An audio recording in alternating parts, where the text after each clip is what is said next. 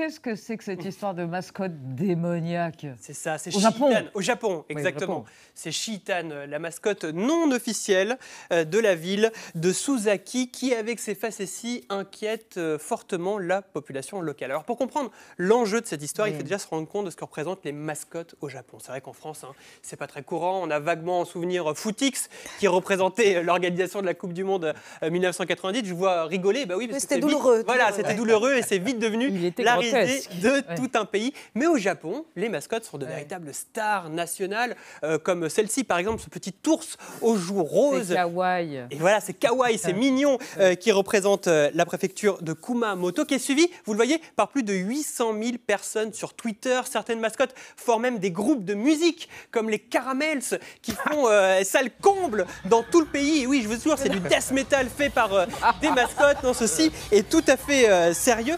Des mascottes, il y en a plus de 3000 qui sont quand même répertoriées dans tout le pays. Mais surtout, elles rapportent des milliards de dollars par an à leurs propriétaires, grâce aux produits dérivés, mais également grâce aux donations qu'elles font en leur nom. Alors jusqu'ici, les mascottes étaient plutôt gentilles, toutes, comme celle de la ville, je vous le disais tout à l'heure, de Suzaki, qui en profite pour taper des balles de golf ou profiter des bords de mer.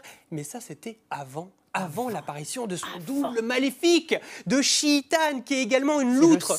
C'est ça, une sorte de Shaitan, qui est également une loutre comme elle, qui a donc une tortue rose sur la tête, mais qui n'a pas le même comportement. Elle en profite pour renverser les voitures en pleine rue, ou encore se servir des tondeuses électroniques comme ça. C'est tout à fait dangereux. Et surtout, elle a même menacé les habitants à coups de batte de baseball en leur disant qu'elle allait venir chez eux. Mais qui est le promoteur de Shiitan? Oui, qui est derrière le Shiitan? En tout cas, c'est la panique. Ce qui est sûr, c'est que c'est pas la mairie qui est promoteur de Shiitan, parce qu'elle a peur pour les 11 millions de dollars que lui rapporte ça en personnage officiel. Alors elle a porté l'affaire en justice. Et oui, elle a saisi un avocat, car Shiitan nuit à l'image de la ville. Reste maintenant... C'est la ville d'à côté, non? C'est ça. Alors on va laisser bien sûr la justice faire son travail, en espérant qu'elle ne soit pas rendue par des pantards.